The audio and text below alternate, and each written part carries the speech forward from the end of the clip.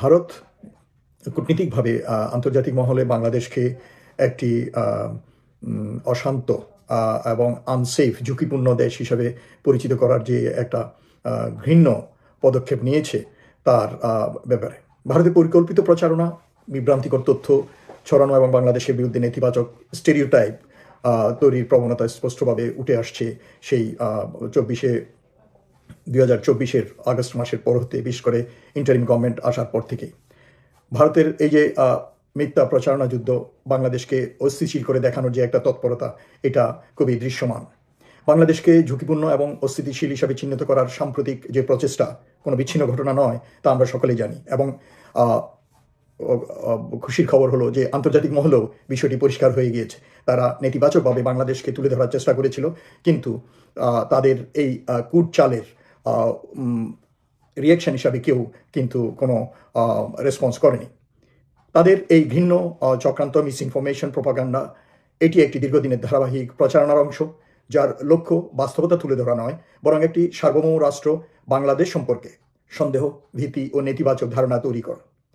বাংলাদেশের তথাকথিত ঝুঁকিপূর্ণ অবস্থার ঘোষণার পেছনে কোনো অর্থনৈতিক ধস, রাষ্ট্রযন্ত্রের ভাঙন বা আন্তর্জাতিক উদ্বেগ নেই, বরং দেশটি স্বাভাবিকভাবেই কার্যকর রয়েছে, রপ্তানি করছে, বৈদেশিক মুদ্রা অর্জন করছে, জাতিসংঘের শান্তিরক্ষা মিশনে শীর্ষ অবদান রাখছে এবং গণতান্ত্রিক ও সামাজিক গতিশীলতা বজায় রেখেছে। তা সত্ত্বেও একটি বিশেষ বয়ানকে জোরালোভাবে প্রতিষ্ঠা করার চেষ্টা চলছে, যেন বাংলাদেশ অচল, অনিশ্চিত ও ঝুঁকিপূর্ণ। এই বয়ানটি তথ্যভিত্তিক নয়, এটা বানোয়াট, এটা প্রপাগান্ডা নির্ভর। ভারতের কূটনীতিকদের পরিবার সম্প্রতি বাংলাদেশ থেকে প্রত্যাহারের সিদ্ধান্তকে নিরাপত্তা সতর্কতা হিসাবে উপস্থাপন করা হলেও এর প্রতীকী বার্তাটি স্পষ্ট: আঞ্চলিক ও আন্তর্জাতিক মহলে বাংলাদেশকে একটি সমস্যাগ্রস্ত রাষ্ট্র হিসাবে চিত্রিত করা। অথচ বাস্তবে বৈশ্বিক বাজার, জাতিসংঘ, আন্তর্জাতিক সংস্থা কিংবা বড় বিনিয়োগকারীদের কেউ এমন কোনো ঝুঁকি বাংলাদেশে দেখেনি এবং তারা কোনো কার্যক্রম গ্রহণ করেনি। কোনো দূতাবাস বন্ধ হয়নি, কোনো জরুরি সতর্কতা জারি হয়নি। কেবল একটি দেশই এমন সংকেত দিতে আগ্রহী হয়েছে, এটি নিছক কাকতালীয় নয়। এই ধরনের প্রচারণা মূলত 3টি স্তরে কাজ করে। প্রথমত, বিভ্রান্তিকর তথ্য ছড়ানো, আংশিক সত্য, গুজব ও অনুমানকে বাস্তবতার বিকল্প হিসাবে তুলে ধরা। দ্বিতীয়ত, নেতিবাচক স্টেরিওটাইপ তৈরি, বাংলাদেশ মানেই অস্থিতিশীলতা, সহিংসতা বা শাসন সংকট নয়, শাসন সংকট, এই ধারণা আন্তর্জাতিকভাবে পোক্ত করার একটা প্রচেষ্টা চালানো। তৃতীয়ত, বাংলাদেশিদের উপরে, বাংলাদেশ সরকারের উপরে একটা মনস্তাত্ত্বিক চাপ সৃষ্টি করা, যাতে সকলে, সরকার সহ জনগণ, একটা আত্মরক্ষামূলক অবস্থানে চলে যায় এবং তারা তাদের এজেন্ডা পূরণ করার জন্য কর্মকাণ্ড তাদের দোসরদের দিয়ে, তাদের এজেন্টদের দিয়ে বাংলাদেশের ভিতরে নির্বিঘ্নে চালিয়ে যেতে পারে। কিন্তু বাস্তবতা বাংলাদেশে এখন ভিন্ন। বাংলাদেশে অর্থনীতি চলছে, রাষ্ট্র ব্যবস্থা কাজ করছে, জনগণ মত প্রকাশ করার জন্য তৈরি হচ্ছে, প্রতিবাদ করছে এবং প্রয়োজনে রাজনৈতিক পরিবর্তনের পথ বেছে নিচ্ছে। এই সামাজিক ও রাজনৈতিক গতিশীলতাকেই অস্থিতিশীলতা হিসাবে উপস্থাপন করা হচ্ছে, যেন গণতান্ত্রিক চর্চা কোনো অপরাধ।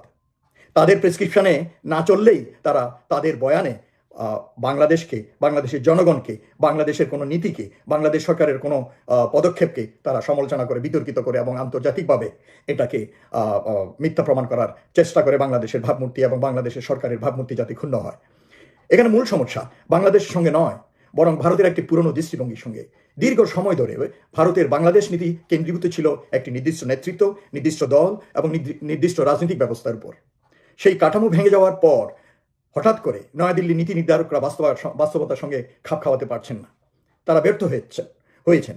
ফলে তারা জনগণ, তরুণ সমাজ ও পরিবর্তিত রাজনৈতিক বাস্তবতা বোঝার পরিবর্তে পুরনো নিয়ন্ত্রণমূলক মানসিকতার আশ্রয় নিচ্ছেন। তারা তাদের পররাষ্ট্র নীতি, সেই পুরনো পররাষ্ট্রনীতি পুনর্মূল্যায়নের পরিবর্তে তারা একই স্টাইলে মিথ্যা তথ্যের উপরে, মিথ্যা তথ্য নির্ভর প্রচারণা চালিয়ে যাচ্ছে এবং বাংলাদেশের প্রতি একটি বিরূপ প্রতিক্রিয়া সৃষ্টি করার চেষ্টা করছে ভারতীয় জনগণের মাঝে। এই ব্যর্থতাকে ঢাকতেই ভারত প্রচারণা করে যাচ্ছে যে বাংলাদেশ একটি অস্থিতিশীল দেশ, ঝুঁকিপূর্ণ দেশ। বাংলাদেশের বিরুদ্ধে বিদ্বেষ নেই, আছে অভিভাবক সুলভ আধিপত্যের প্রত্যাখ্যান। পানি বন্টন, সীমান্ত হত্যা, বাণিজ্য বৈষম্য, এইসব বিষয়ে বছর পর বছর ধরে বাংলাদেশ যে ন্যায্য প্রশ্ন তুলেছে তার জবাব সহযোগিতা দিয়ে নয়, বরং নীরবতা, দুঃখ প্রকাশ আর ক্ষমতার ভাষা দিয়ে দেওয়া হয়েছে। তবুও এখনো এত কিছুর পরও তারা তাদের তাদের যে অ্যাটিচিউড ওটা পরিবর্তন করে, তাদের যে নীতি, পররাষ্ট্রনীতি, এইটা পরিবর্তন করে ভালো প্রতিবেশী সুলভ আচরণ করে সমঝোতার কথা বলবে, তা তেমন নয়। তারা পুরনো ধারায় সেই প্রচার প্রপাগান্ডা নির্ভর কর্মকাণ্ড চালিয়ে যাচ্ছে। এখন সেই সম্পর্কের ভারসাম্য বদলাচ্ছে, আর সেই পরিবর্তনকেই অস্থিতিশীলতা নামে চিহ্নিত করার চেষ্টা চলছে। কিন্তু প্রচারণা বাস্তবতাকে বদলাতে পারে না। বাংলাদেশ রপ্তানি করবে, বাংলাদেশ ভোট দেবে, বাংলাদেশ বিতর্ক করবে ও প্রতিবাদ করবে, বাংলাদেশ বিকল্প কূটনৈতিক সম্পর্ক করবে, বাংলাদেশ নিজের মতো করেই টিকে থাকবে, বাংলাদেশ নিজের সিদ্ধান্ত নিজে নেবে, বাংলাদেশ নিজের পথে নিজে হাঁটবে। বাংলাদেশ কোনো মোড়ল চায় না, বাংলাদেশ কোনো অভিভাবক চায় না, বাংলাদেশ কোনো দাদা চায় না। এইটাই হয়তো কিছু মহলের কাছে সবচেয়ে বড় অস্বস্তি। সবশেষে যে জিনিসটা আমি বলতে চাই, কোনো প্রতিবেশী আপনাকে ঘৃণা করলে প্রভাব কমে না। প্রভাব কমে তখনই যখন প্রতিবেশী আপনাকে আর গুরুত্ব দেয় না। আজ বিষয়টি সবচেয়ে স্পষ্ট হয়ে উঠেছে আমাদের কাছে। ভারত তাদের মনোভাব পরিবর্তন করে, তাদের অ্যাটিচিউড পরিবর্তন করে, যদি ভালো প্রতিবেশী সুলভ আচরণ করে থাকতে চায়, বাংলাদেশের সাথে লেনদেন করতে চায়, তাহলে সমতা ও ন্যায্যতার ভিত্তিতে হবে, কোনো দাদাগিরি বা বসিংয়ের উপরে নয়। বাংলাদেশ স্বাধীন সার্বভৌম রাষ্ট্র। আমাদের বাংলাদেশের জনগণকেও এই জিনিসটা খেয়াল রাখতে হবে। পরাজিত মানসিকতা নিয়ে যদি আমরা বসে থাকি, তাহলে আমরা কখনো মাথা উঁচু করে এই দুনিয়ার বুকে স্বাধীন সার্বভৌম রাষ্ট্রের নাগরিক হিসাবে কথা বলতে পারবো না, দাঁড়াতে পারবো না। আমাদের দেশ উন্নতির সোপানে এগিয়ে যেতে পারবে না। কাজেই জিনিসটা সকলকে খেয়াল রাখতে হবে। দেশের স্বার্থের জন্য সকলকে ঐক্যবদ্ধ হতে হবে, এবং দেশের বিরুদ্ধে যত তৎপরতা, যত চক্রান্ত, আমাদেরকে রুখে দিতে হবে। সামনে নির্বাচন, সকলকে ঐক্যবদ্ধভাবে, কাদা ছোড়াছড়ি নয়, এক নেতা অন্য নেতার নামে, এক দল অন্য দলের নামে কাদা ছোড়াছড়ি নয়, চরিত্র হনন নয়, মিথ্যা বয়ান টেনে অপবাদ দেয়া নয়। সুন্দরভাবে আমাদের সকলকে ঐক্যবদ্ধভাবে যার যার অবস্থান থেকে গণতন্ত্রের পথে এগিয়ে যাওয়ার জন্য চেষ্টা করতে হবে। সামনে নির্বাচন সুন্দর হোক, সামনে নির্বাচন হতেই হবে। অনেকে বলে বেড়াচ্ছেন নির্বাচন হবে নাকি, সন্দেহ পোষণ করছেন। কেন? আমাদের দেশ, আমরা সকলে যদি ঐক্যবদ্ধ থাকি, আমাদের দেশে আমরা নির্বাচন ঘটাতে পারি। আমরা যদি একটা বিপ্লব ঘটাতে পারি, আমরা কেন নির্বাচন সফলভাবে করতে পারবো না? এখন তো স্বৈরাচার নাই। স্বৈরাচারের দোসররা যদিও বিভিন্ন জায়গায় বসে আছে এবং বিভিন্ন নির্বাচন কর্মকাণ্ডকে প্রভাবিত করার চেষ্টা করছে, সেদিকে আমাদের খেয়াল রাখতে হবে যাতে এই জিনিসগুলো না হয়। ইভেন কি নির্বাচন অনুষ্ঠানের সময় যাতে কোনো স্বৈরাচারী আচরণ পরিলক্ষিত না হয়, সেদিকে খেয়াল রাখতে হবে। নির্বাচনে কোনো কারসাজি, কোনো কারচুপি, কোনো ইলেকশন ইঞ্জিনিয়ারিং যাতে না হয়, সেদিকে আমাদেরকে সকলকে খেয়াল রাখতে হবে। আমাদের দেশের তরুণরা রাজপথ ছাড়লে হবে না। লেখাপড়া চলবে, কিন্তু রাজপথ থাকতে হবে, সোচ্চার হতে হবে। নূতন বাংলাদেশ গড়ার জন্য সকলে যেই প্রতিজ্ঞা করে রাস্তায় নেমেছিল, আমাদের শত শত তরুণ ছাত্র জনতা রক্ত দিয়ে যে সাফল্য অর্জন করেছে জুলাইয়ের বিপ্লবে, সেই বিপ্লবী যোদ্ধারা জাগ্রত থাকতে হবে। বাংলাদেশে আর কোনো স্বৈরাচারের জন্ম হতে দেয়া যাবে না। সামনে নির্বাচন, এই নির্বাচনে যদি কেউ স্বৈরাচারী আচরণ করতে চায়, স্বৈরাচারের দোসর সহ স্বৈরাচারী আচরণকারী লোকদেরকে, বিদেশি দালালদেরকে, বিদেশি পা চাটা গোলামদেরকে আমাদেরকে নির্মূল করতে হবে, তাদেরকে রুখে দিতে হবে।